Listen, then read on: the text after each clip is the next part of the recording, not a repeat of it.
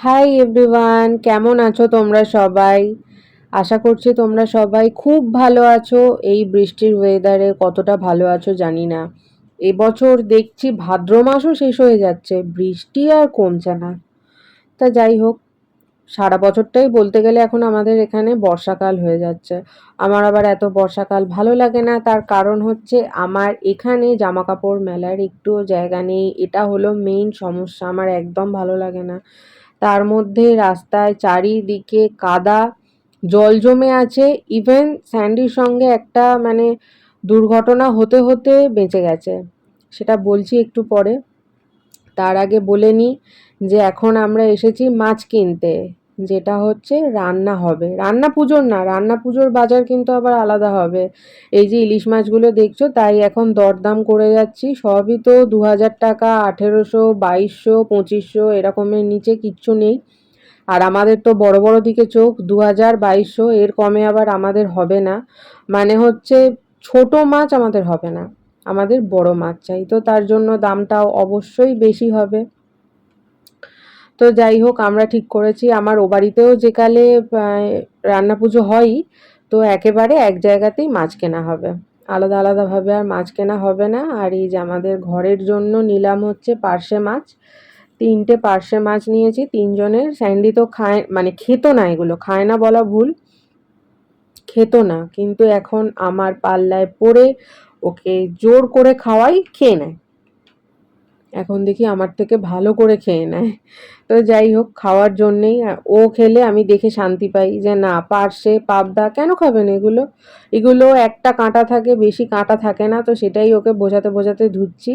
আর মাছ যে বিক্রি করে ওনাকে বলেছিলাম যে একেবারে এমনভাবে পরিষ্কার করে দিন যাতে বাড়িতে গিয়ে আমাকে খুব বেশি না সেটা নিয়ে ঘাটাঘাটি করতে হয়। তো তার জন্য খুব বেশি ঘাটাঘাটি করতে হলো না, দেখেই বুঝতে পারছো। এটার মধ্যে নিয়েছি কাতলা মাছের মুড়োটা, দেখতেই পেলে যেটা কাটছিল। তার কারণ হচ্ছে মাছের মাথা দিয়ে মুগের ডাল করব। এটা আমি ফার্স্ট টাইম রান্না করব। স্যান্ডি খায়, ও আগে আগে খেত না, ও আগে আগে অনেক কিছুই খেত না, এখন আমার সঙ্গে থেকে থেকে ও অনেক কিছু খাওয়া দাওয়া শিখে গেছে, খায়ও। তো বলল যে কাতলা মাছের মাথাটা নিয়ে নে, তাহলে মুগের ডাল করবি। আর আমিও অনেক দিন খাইনি। কয়েকদিন আগে মা মাছের মাথা দিয়ে ডাল করেছিল, শুনে আমার একটু লোভ হচ্ছিল। আমি আবার বলেও ছিলাম যে তাহলে আমি যেদিন যাব সেদিন তুমি রান্না করো। তো যাই হোক, আমি তো এখানে করে নেব। আর ঝুড়ো আলু ভাজা করব। ঝুড়ো আলু ভাজাটা খেতে ও খুবই ভালোবাসে। ঝুড়ো আলু ভাজাটার জন্যই ও বোধহয় বলেছে যে মাছের মাথা দিয়ে মুগের ডালটা কর।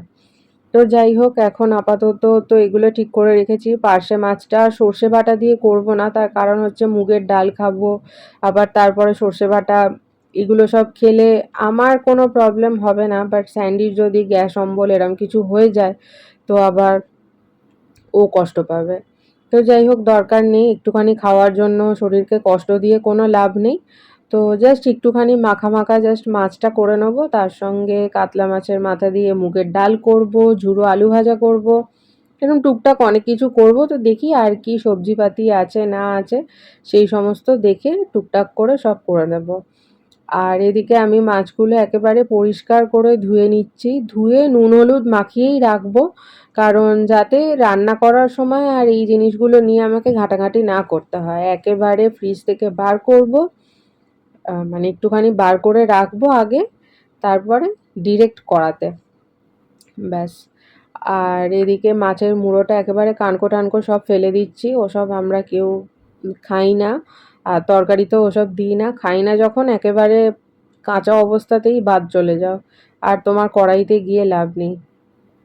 ভালো করে ধুয়ে নিই। আর স্যান্ডি আমাকে হেল্প করছে, এটা ওটাও হাতের সামনে এনে এনে দিচ্ছে, বাসনগুলো এগিয়ে দিচ্ছে, নুন হলুদ দিয়ে দিচ্ছে মাছে। ও এই হেল্পগুলো করে, ওকে বলতে লাগে না। কন্টিনিউয়াস বৃষ্টি পড়ে যাচ্ছে বাইরে, একটুও বৃষ্টি বন্ধ নেই। তো ভালো লাগছে না, মানে বাজার দোকান করছি ছাতা নিয়ে, এরমভাবে হয় নাকি? Good morning. আজকে হলো নেক্সট ডে, সকালবেলা স্যান্ডিকে বলেছি যে আমার বেডরুমের জানলা থেকে একটুখানি বাইরের ভিউটা দেখাতে, বৃষ্টিটা যে পড়ছে সেটা দেখাতে। দেখো দেখাচ্ছে কিভাবে, দেখেছো? বললাম যে একটু ভালো করে ফোনটা ধর, ও ও কিন্তু এটা শুয়ে শুয়ে ভিডিও করছে। তা আমি আর কিছু বলিনি, ওর যেভাবে খুশি সেভাবে দেখাক, তোমরাও একটু সেভাবে অ্যাডজাস্ট করে দেখে নাও।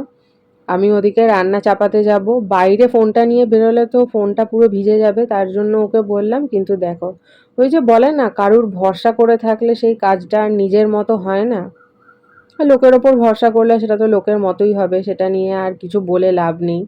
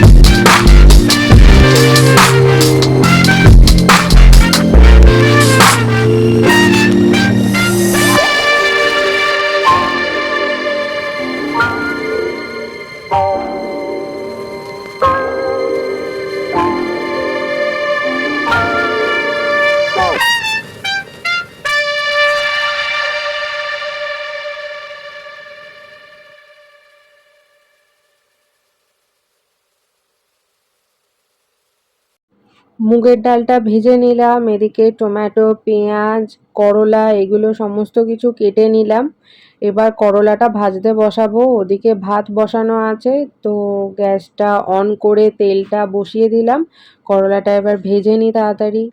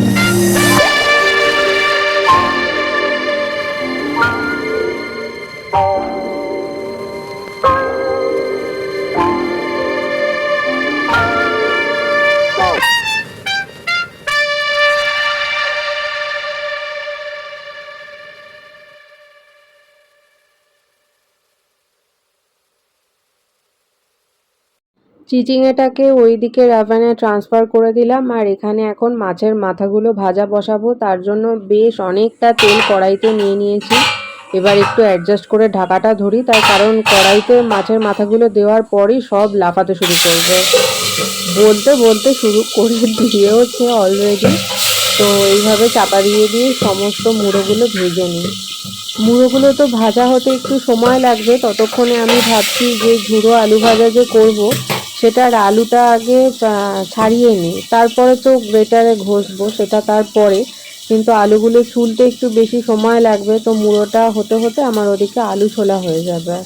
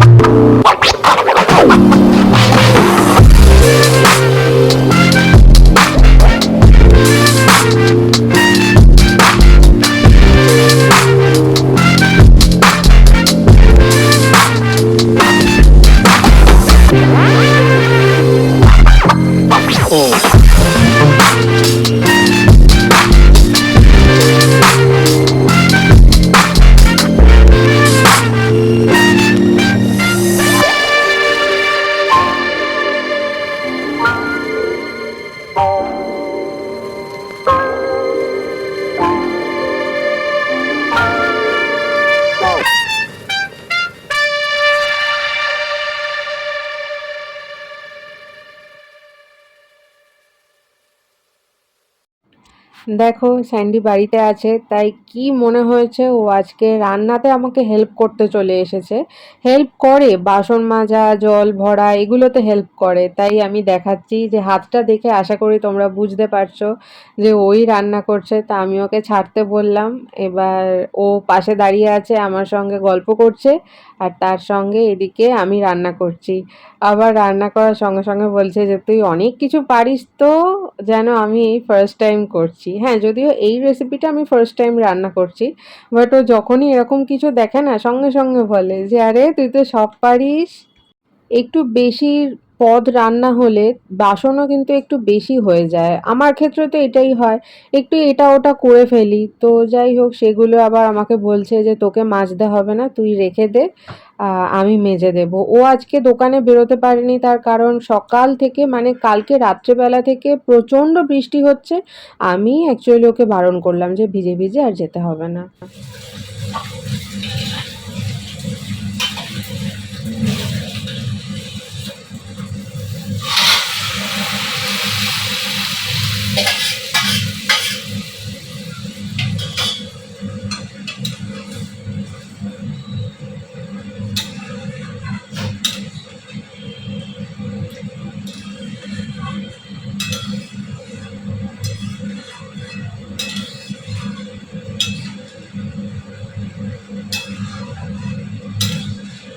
মাছের মাথা দিয়ে ডাল তো আমার অলমোস্ট কমপ্লিট, দেখেই মনে হচ্ছে ভালো হয়েছে।